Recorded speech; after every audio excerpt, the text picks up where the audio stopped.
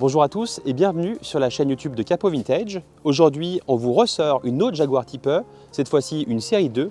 Nous avons pensé qu'il était très intéressant de vous présenter cette voiture et aussi vous présenter les particularités et les différences entre la série 1 et la série 2. Série 1 d'ailleurs que vous pouvez retrouver dans une vidéo que nous avons présentée très récemment. Alors allons-y ensemble, nous allons voir tout ça dans le détail.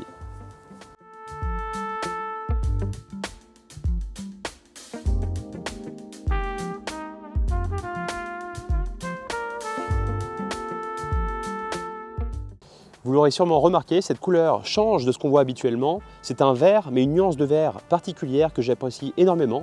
Et donc cette couleur est une couleur d'origine qui a été refaite, mais qui respecte le coloris d'origine, et elle s'appelle le Willow Green.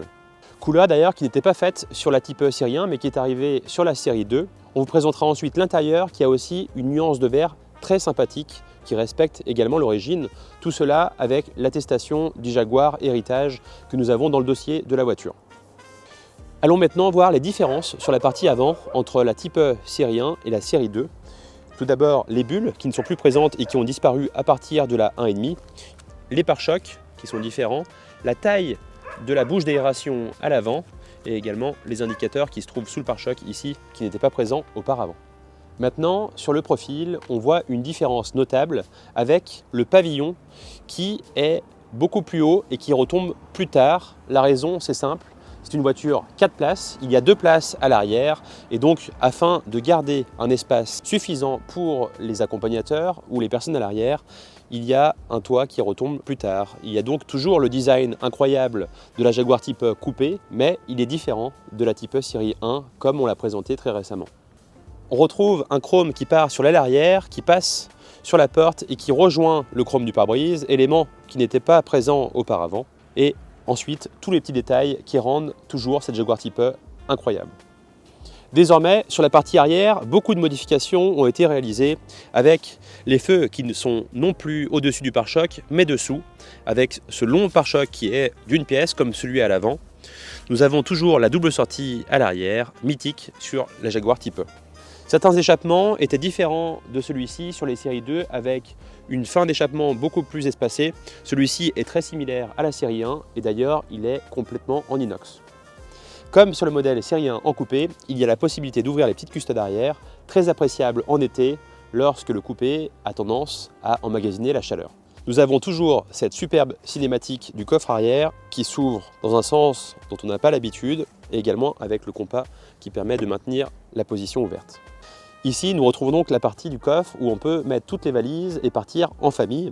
Et sur la partie inférieure, nous avons tous les ustensiles pour se dépanner en cas de crevaison avec la roue de secours. Nous voilà désormais à l'intérieur de cette Jaguar avec toujours l'identité de la Type E. Et tout de suite, on remarque une différence avec les premières séries. Les boutons qui ne sont plus les boutons style aviation, mais les boutons en plastique sur ce modèle. La finition reste très bien réalisé, très agréable puisqu'on a vraiment une vision sur l'ensemble des éléments importants. Ici donc toujours avec une boîte de vitesse manuelle à 4 rapports, mais cette fois-ci c'est une boîte de vitesse Jaguar, donc une boîte de vitesse avec la première synchronisée, ce qui n'était pas le cas de la boîte MOS des premières générations. Lorsqu'on s'installe dans la voiture, on remarque tout de suite l'espace qui est plus important que dans les premières séries. Pourquoi? Grâce à la hauteur de pavillon, comme on le disait précédemment, qui est plus élevée, également pour le conducteur et l'accompagnateur. Et c'est vrai que c'est très agréable pour les personnes qui sont grands et qui ont du mal à rentrer dans les premières séries. Sur ce modèle-là, on a un très beau volant Motolita avec un diamètre qui est plutôt petit. Pourquoi? Puisqu'elle est équipée d'une direction assistée qui est très agréable et on peut conduire la voiture avec 2 doigts. C'est d'une simplicité absolue et c'est très agréable lorsqu'on souhaite rouler et faire des kilomètres. Vous remarquerez aussi la superbe couleur de la sellerie qui a été complètement refaite en 2021 en respectant la couleur d'origine qui est la couleur avec l'appellation Suede Green. C'est une très belle réalisation avec une combinaison merveilleuse pour ce modèle. En même temps que la réfection de la sellerie, ils ont aussi refait tout le pavillon de la voiture et le résultat est superbe. Et comme on parle de la sellerie, parlons des différences au niveau des sièges. Les séries 1 3 litres 8 étaient équipés de petits sièges baquets. Ensuite, des sièges un peu plus confortables et plus imposants sont arrivés sur la série 1 4 litres 2. Et ensuite, pour finir, les sièges avec les appuis-têtes comme sur le modèle ici. Jetons maintenant un coup d'œil à une partie très importante de cette voiture, c'est évidemment la partie mécanique. Et c'est là où on voit que la voiture se coupe quasiment en deux lorsqu'on ouvre avec cette dimension de capot incroyable. C'est très appréciable également lorsqu'on souhaite travailler sur la voiture puisqu'on a un accès excellent pour travailler sur l'auto de part et d'autre.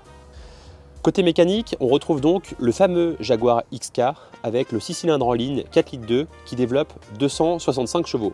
Dans notre cas, on n'a plus les deux carburateurs Stromberg et c'est un point très positif puisqu'elle développe vraiment ces 265 chevaux. Les spécialistes le disent, les deux carburateurs Stromberg brident complètement cette voiture alors que là, on a vraiment les chevaux, une puissance et le couple extraordinaire de cette voiture. Donc c'est une pièce qui est très compliquée à trouver avec la rampe et les trois carburateurs, mais ici on les a, la modification a déjà été effectuée. Et comme on parle des améliorations, on va citer toutes les améliorations qui ont été faites par les derniers propriétaires qui roulaient vraiment avec cette voiture et qui voulaient être tranquillisés. Il y a donc les étriers à 4 pistons avec les disques ventilés, un alternateur, un ventilateur additionnel. On l'a évoqué auparavant, mais il y a bien une direction électrique. Il y a également eu beaucoup d'interventions récentes pour être tranquillisé avec l'étanchéité complète du pont arrière qui a été tombée entièrement pour changer les joints et également ils en ont profité pour changer les disques en même temps. Pour conclure sur la présentation de cette Jaguar Type E série 2 de 1969, on peut dire que c'est vraiment une voiture qui est dans sa configuration d'origine avec la couleur extérieure et intérieure matching colors. Je ne l'ai pas dit, mais le moteur est également matching numbers, tout comme la boîte de vitesse. Tout cela est attesté avec le Jaguar Heritage. Ensuite, elle se trouve en état remarquable avec cette carrosserie qui a été restaurée complètement par un professionnel en 2016. Nous avons d'ailleurs un gros dossier de photos à disposition. Côté sellerie restauré en 2021, nous avons l'ensemble du dossier de facture et la mécanique toujours entretenue. Point essentiel, c'est une voiture que l'on connaît très bien puisque nous l'avons vendue plusieurs fois. C'est une voiture qui a été fiabilisée et qui roulait de façon régulière avec ses derniers propriétaires. Nous arrivons au bout de la présentation de cette voiture et nous souhaitons vraiment savoir ce que vous en pensez aussi, savoir si vous préférez la série 1, la série 2 ou peut-être même la série 3 avec le V12. N'hésitez pas à nous le dire en commentaire. Nous vous remercions grandement de suivre nos vidéos. Vous retrouverez également la description détaillée avec toutes les photos dans notre showroom en cliquant sous la vidéo dans la description de cette voiture.